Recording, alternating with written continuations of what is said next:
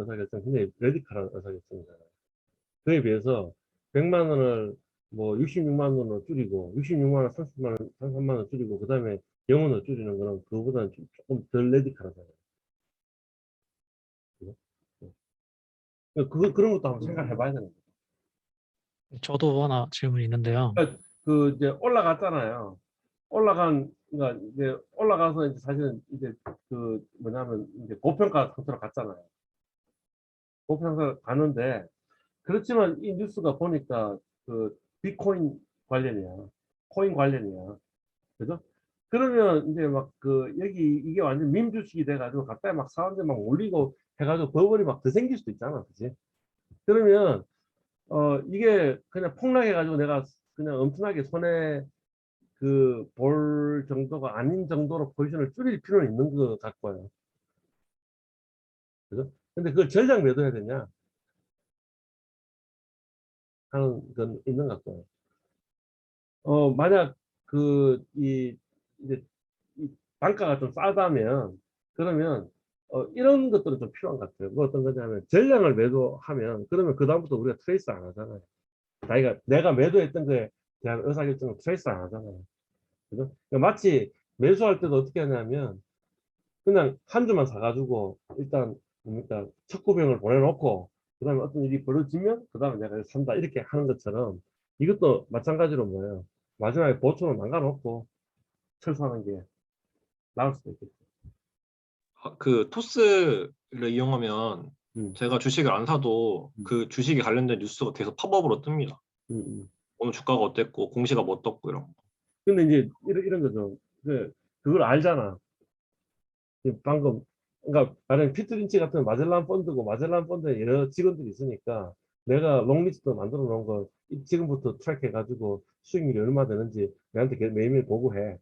그죠? 그 다음에 내가 숏리스트 만든 게 있으니까 이거 팔고 나서 그 이후에 이제 포지션 없지만 이게 손익이 어떻게 됐을까 하는 거 좀 계산해가지고 나한테 보고해. 할 수도 있죠. 근데 이 사람이 뭐 한다는 거예요. 착부금을 엄청나게 많이 두고 있다는 거죠. 그 다음에 보초를 엄청 많이 두고 있는 거죠. 그러니까 이 사람 갖고 있는 종목 2천 정도 있어요. 그러니까 실제 내가 이 종목을 갖고 있어가지고 이익이 실현하고 손실이 이익이나 손실이 평가되는 거하고 그냥 등록해놔가지고 뉴스가 와가지고 이게 올랐냐 떨어졌냐라는 거하고는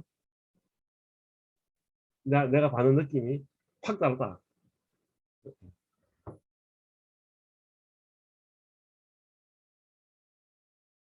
우리 지난 시간에 이야기 힘했어요. 네. 어디까지 했나요?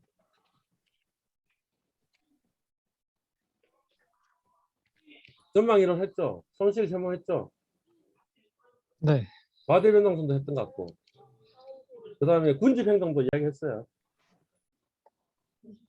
했던 것 같습니다. 했는 것 같고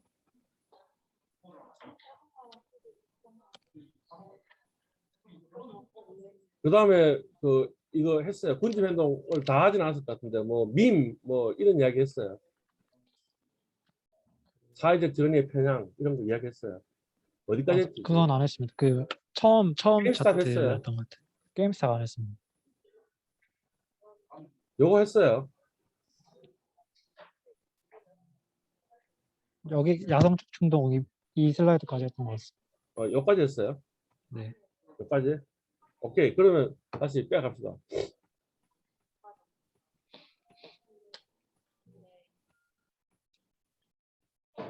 지금 여기 빠른 속도로 지나갔지만 이 빠른 속도로 지나간 내용이 뭐냐면 손실 혐오이죠. 그죠?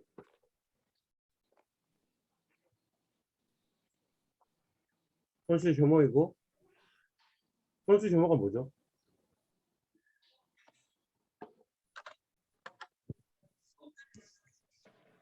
확실한 손실을 더 싫어하는, 불확실한 손실보다 더 싫어하는 아닌데. 아닌가요? 어.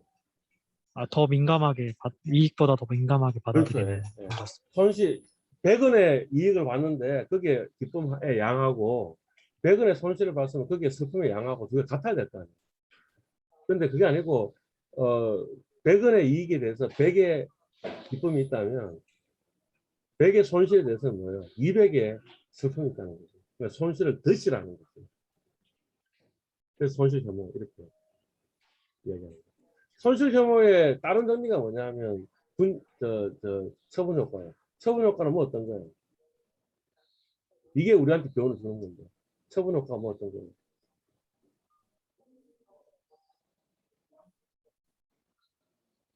그 제가 아까 말씀드렸던 그건가요? 그 불확실한 그 이익에서는 확실한 이익을 더 좋아하고 아니, 손실에서는 아니. 그거 아닌가요? 이익은 빨리 끊고 아, 네네. 손실을 안 끊고 그냥 늘어뜨린다는 거예요. 그러니까 왜 그런 일이 벌어지냐, 왜 손실 혐오 또는 전막 이론이 그런 현상을 발휘하느냐 하는 거는 이미 이야기한 거죠. 왜냐하면 지금 이제 이익이 나고 있는 상태인데 이걸 끊으면 뭐가 돼요? 실현 이익이 되는 거죠. 근데 이걸 안 끊었다가 손실로 갈 수도 있잖아요. 그러니까 사실은 더 이익이 날 수도 있는데 그걸 그냥 빨리 이익 실현을 하는 거죠. 그죠? 손실은 뭐 어떤 거냐 하면 지금 이 손실을 끊으면 어떻게 돼요? 손실이 실현되잖아. 그러면 이제 실현되죠. 굉장한 슬픔이 생기는 거예요. 그런데 가만히 놔놨다가 이게 이익으로 되돌아갈 가능성이 조금이라도 있잖아요. 그러니까 손실을 실현 안 하고 가만히 있는데 문제는 뭐냐면 투자자가 이익을 실현하고 나서는 주가가 더 올라가더라는 거예요. 더 먹을 수 있는데 못 먹었더라는 거죠. 결과를 보니까. 손실을 끊었으면 손실을 거기서 끊을 수 있는데 더 손실을 볼 수 있는데 그걸 그냥 가만히 놔놔가 손실을 보는 거예요. 그러면 어떻게 되는 거예요? 이익은 조금 먹고 손실이 어떻게 되는 거예요? 엄청 손실이 많이 생겼고 다 합치면 뭐가 되겠어요? 손해본다. 그게 뭐냐면 개인차가 손해보는 이유다라는 거죠. 오케이. 그러면 우리의 행동 지침은, 우리의 교훈은 그 살 때는 아까 손절매하고 입장매할 때 좀 다르게 익지르면 어떻게 해요? 좀 더 신중하게 천천히. 네? 그 다음에 손절매는 바로 그러니까 이렇게 하면 되는 거죠. 이익이 난 상태에서 이걸 끊을까 말까 고민하면 어떻게 하라고? 고민할 기다리라. 이익이 난 상태에서 끊을까 말까를 고민하면 뭘 하라고? 끊지 말라고 끊지 말라 이거지. 네. 손실이 난 상태에서 끊을까 말까를 고민하면 빨리 끊어라. 끊으라는 거죠. 그러면 조금은 더 우리 이익이 더 늘어날 수 있다는 사람들이 그런 심리적인 편향이 있다라는 거죠. 요거는 뭐예요? 요거는 과다 변동성인데 과다 변동성은 내용이 뭐 어떤 거였지? 그 실제로 실제 가치가 움직이는 것보다 훨씬 더 크게 주가가 본질 가치의 변동하는. 변동성보다 가격의 변동성은 훨씬 더 크더라라는 거잖아. 그래서 여기서 우리가 투자의 교훈을 얻는다.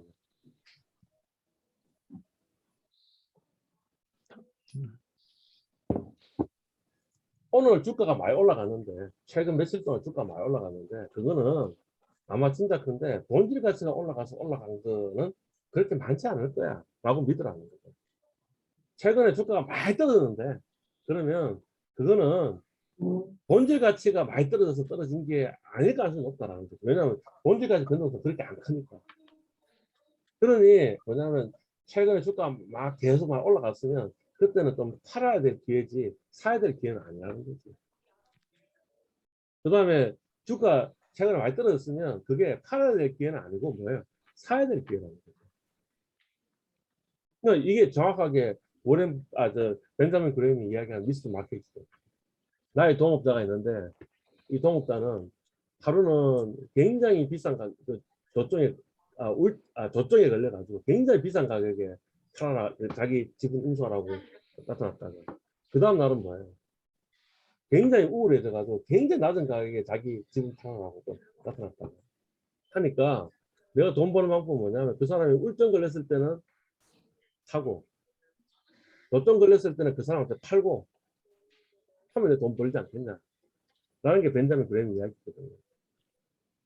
그러니까 펀더멘탈은 전혀 그렇게 움직이지는 저점 울정을 갖고 있지는 않다라는 거죠. 그게 지금 이 이야기라는 거예요. 펀더멘탈은 변동성이 별로 안 큰데 이 주가는 봐요. 변동성이 굉장히 크다라는 게 지금 보여주고 있어요. 아, 교수님. 음. 그 시차 선택을 하지 말라는 결국엔 우울증일지 조증이 올지 예측은 하지 말되 만약에 조증이 왔을 경우 또는 우울증이 왔을 경우에 이제 뭐 판매를 하든 매도를 하든 매수를 하라 이런 말씀이신 거죠? 그런 거죠. 그러니까 지금 사람들은 어떻게 하고 있냐면 조증일 때 사는 거예요. 그 다음에 우울증일 때 뭐 하는 거예요? 파는 거예요.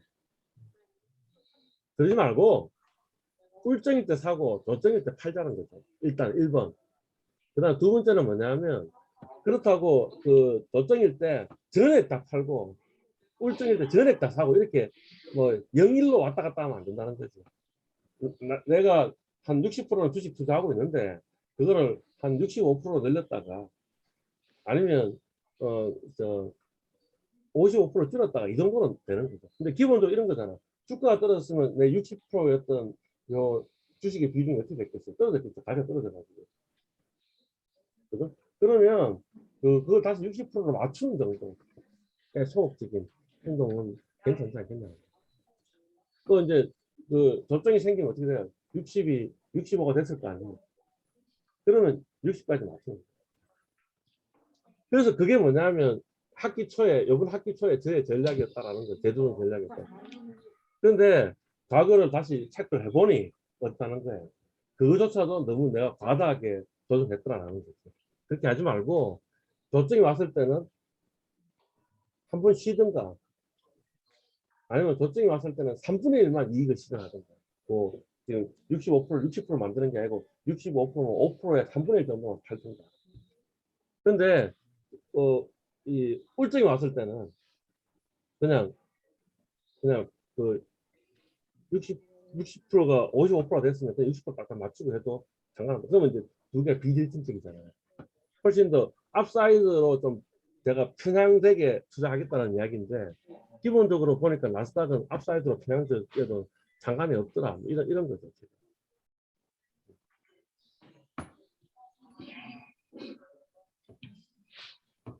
그리고 사람들은 근질 행동이 있다. 이런 거죠. 그죠?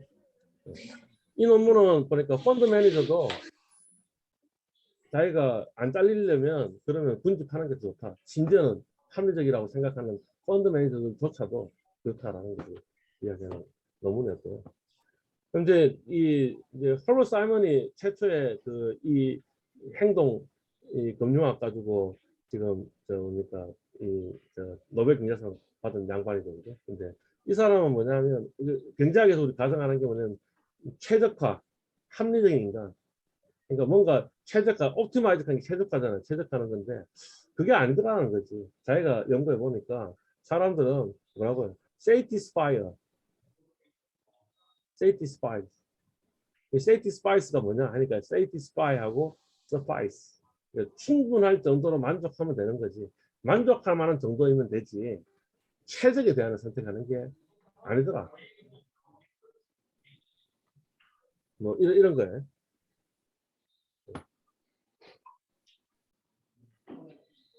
이 논문은 또 뭐 어떤 거냐 하면 밑에 적혀 있네요. 뭐라고 적혀 있어요. 이 사교적인 사람일수록 주식 투자를 더 많이 하더라. 그러니까 그 말이 이제 그걸 이 사람들은 뭐라고 했냐면 사교 성취 효과 이렇게 이야기했는데요. 그러니까 뭐냐면 다른 사람한테 이야기 들어가 주식 투자하는 게 아니라 않다. 그러니까 달리 이야기하면 이 회사의 펀더멘털이 좋아가지고 내 주식 투자하는 게 아니고 내 친구 A가 이거 사면 좋아라고 이야기를 하고 내 친구 B가 이거 사면 좋아라고 하고 내 친구 C가 이거 사서 돈 벌었어. 내 친구 D가 나도 돈 벌었어 라고 이야기하면 나도 산다. 이런 친구 따라